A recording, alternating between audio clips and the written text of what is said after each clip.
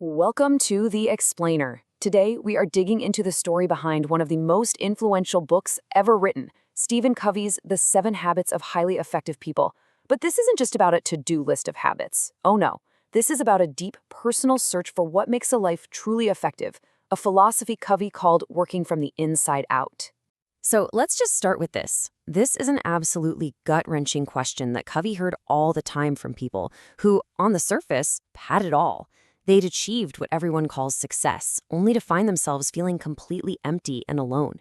It was stories like this that really sent Covey on a mission, because he was convinced that the usual self-help advice, positive thinking, little life hacks, was just a band-aid on a much, much deeper wound. And believe it or not, that whole journey for him didn't start in some big university study. It started right at home, with a really personal, frustrating problem that I think a lot of parents will get. And it was this simple struggle that ended up revealing a huge flaw in how we usually try to fix people and problems. Okay, so here's the scene. Covey's young son absolutely loved baseball. He lived and breathed it. But the problem was, he just wasn't very good.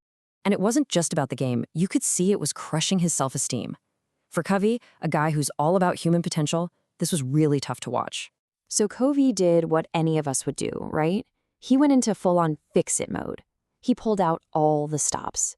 He tried the positive mental attitude stuff. Come on, son, you got this. Believe in yourself.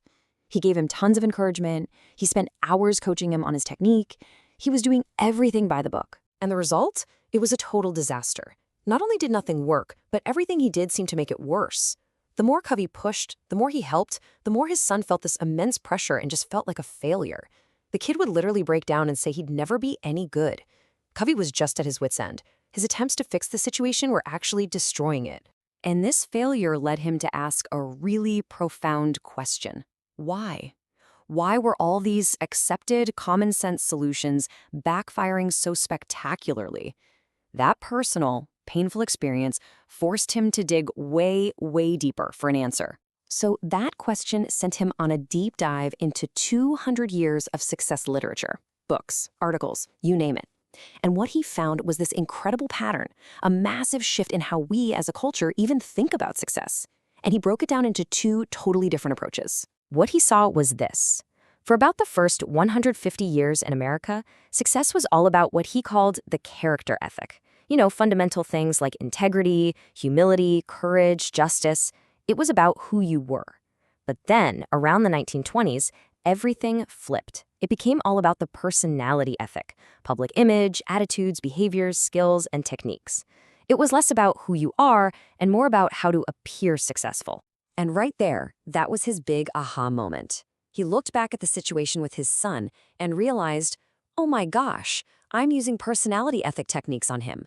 All the rah-rah encouragement and quick-fix coaching, it was all superficial. Because deep down, his own motive was about his image as a good father. He wasn't really trying to help his son for his son's sake. He was trying to fix his son's behavior to make himself feel like a success. So Covey knew that to actually change the situation, he had to change himself first. And to do that, he had to change the very way he was seeing the problem. It all comes down to the lens you use to look at the world. He calls this lens a paradigm. And the best way to think about it is like a map. Imagine you're trying to get around Chicago, but someone gave you a map of Detroit. It doesn't matter how hard you try, how positive your attitude is, or how fast you run, you will always be lost. All that effort is completely wasted if your map is wrong. Covey realized his map was wrong. And the crazy thing about these mental maps, these paradigms, is how quickly they can shift and change everything in an instant. He tells this amazing story about something that happened to him one Sunday morning on a subway in New York. Just picture it, right? It's quiet, people are reading, it's peaceful. And then this man gets on with his kids, and the kids are just running wild. They're loud, they're grabbing papers, they're bothering everyone. And Cubby's getting more and more irritated. Finally, he leans over and says, sir, could you please get your children under control? And the man just looks up, kind of in a fog, and says this. And just like that, everything changed. In a split second, all of Covey's irritation just vanished. It was replaced by this overwhelming feeling of sympathy and compassion. He didn't have to try to be more patient. The shift in his perception, his paradigm, automatically changed how he felt and how he behaved. It's such a powerful lesson. Our perception is our reality. If you change the map, you change everything. Okay, so understanding the power of these paradigms is the absolute key to understanding the 7 habits. Because they aren't just 7 random tips. They're a step-by-step path of growth, a journey from one way of seeing the world to another. Covey calls this journey the maturity continuum.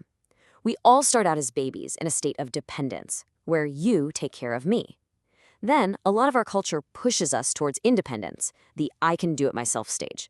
But Covey says the highest, most effective level is interdependence. That's the paradigm of we. We can cooperate and create something bigger together. And the habits are the roadmap for that journey. So, the big question is, how do we actually make that journey? Well, the 7 habits give us the tools, but they have to be used in a very specific order. It all has to start from the inside and then work its way out. And this is so important. This is not a buffet where you can just pick the habits you like. It's an integrated system. The whole idea is you cannot have successful relationships with other people until you have first mastered yourself. It's an inside-out process, built on that character ethic we talked about and seeing the world through the right paradigms. The habits are broken into 2 stages. First comes the private victory, habits 1, 2, and 3. This is all about self-mastery. It's about moving from being dependent to independent by learning how to make and keep promises to yourself. That's how you build character.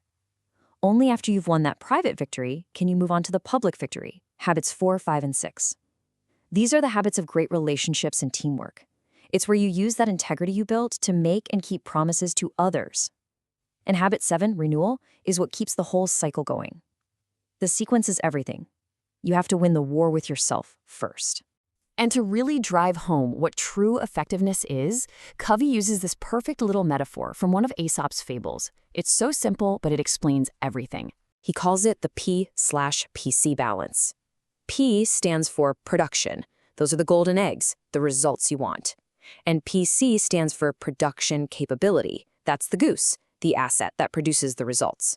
See, the personality ethic is so obsessed with getting the eggs that it's willing to kill the goose to get them. But the character ethic understands that if you want golden eggs for the long haul, you have to take care of the goose. So when you boil it all down, this is the core message.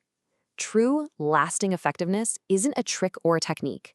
It's not about time management hacks or faking a smile. It's the natural result of building a character of deep integrity and learning to see the world through paradigms that are aligned with timeless principles. It's about nurturing the goose, not just grabbing for the eggs, which leaves us with the one final haunting question that Covey asks. It's so easy to get caught up in being busy, right?